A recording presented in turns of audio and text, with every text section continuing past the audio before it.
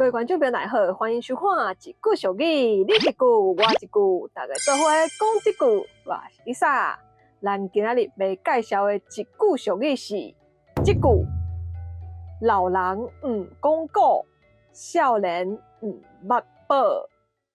阿公，我回来啊！回来啊哦！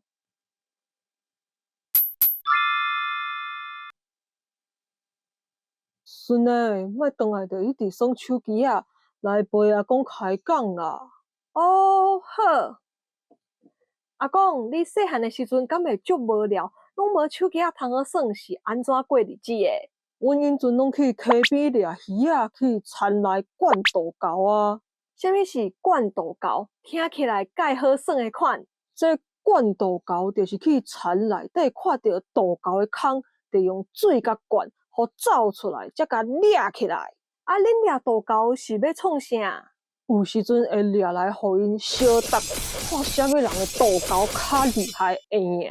有时阵佫会烘来食哦。啥？恁食豆沟，这敢会价值真恐怖呢？当然嘛会价值，佫真好食咧。是哦，我真爱听阿公你讲恁细汉时阵的代志，真趣味，佫会当学到真侪物件。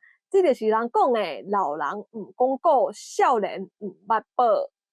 老人唔讲古，少年唔捌宝。这句俗语的意思是咧讲，老人若是无将过去的经验、故事、智慧分享出来，安尼少年人就无法度得到珍贵的宝藏。古早人讲的古，毋那是古早的故事尔，嘛有可能是生活技巧、做人做事的道理。甚至是经过艰苦岁月所累积出来的智慧，这些物件对少年人来讲，拢是真珍贵的宝贝。因为有遮侪物件，拢是伫学校、伫课本、伫网络顶悬找无的，是要经过经验传承才学会到的。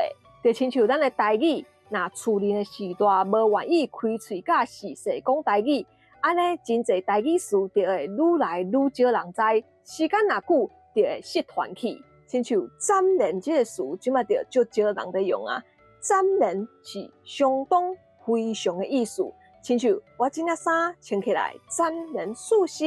那即马的人就拢会讲，我这件衫穿起来足舒适，我这件衫穿起来真舒适，我这件衫穿起来真舒适。应该无人会用暂连啊吼，这就是要失传的台语词。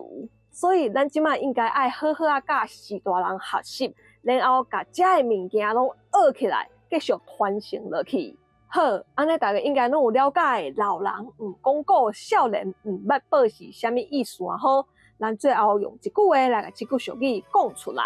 听讲了后，我才知影，以前无手机啊通好耍的时，囡仔拢用红仔飘，实在真趣味。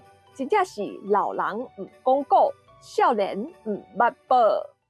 今仔日这句老人唔讲古，少年唔捌宝，介绍互大家知，希望大家拢会当加甲时代学习，然后继续甲传承落去。我是 Lisa， 今仔影片就到这，该我影片为了我起赞，该分享出去，要不电话观众朋友我一起一电话，所以拢爱看到所有上新影片通知哦。另外 Lisa 嘛有 Facebook 跟 Instagram 嘛，欢迎到follow起一下赞的哦。好，安尼后一个节目再会。